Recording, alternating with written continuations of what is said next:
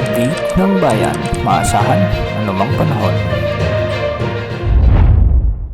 Magandang araw po sa ating lahat, narito ng latest update sa lagay ng ating panahon ngayong araw ng Martes, November 5, 2024. Lumakas pa si Bagyong Marce at ngayon ay isa ng severe tropical storm.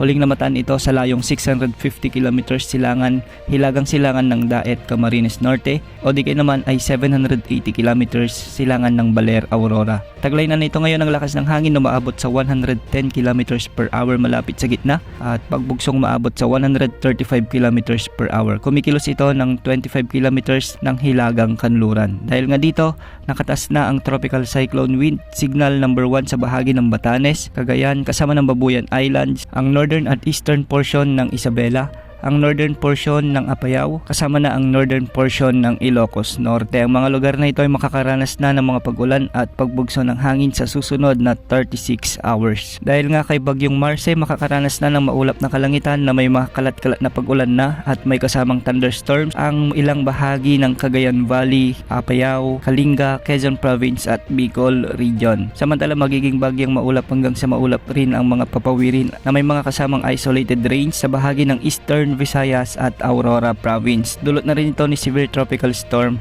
Marce. Samantalang sa Metro Manila at nalalabing bahagi ng bansa ay magiging bagyang maulap hanggang sa maulap na rin ang mga kalangitan na may mga isolated rain showers and thunderstorms.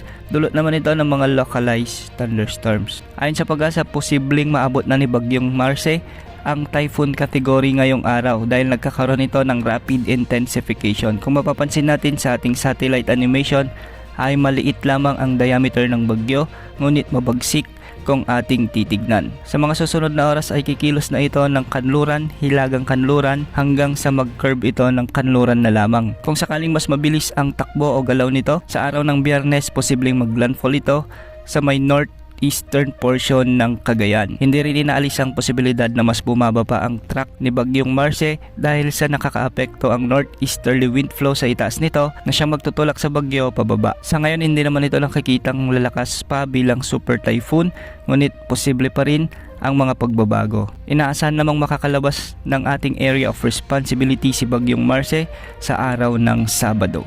Sa mga kababayan natin sa Luzon, lalo na sa northern at central Luzon, maging alerto at maghanda po dahil medyo malakas ulit ang bagyong paparating sa ating bansa. Yan muna ang update sa lagay ng panahon. Ito pong weather update ng bayan. Maasahan anumang panahon.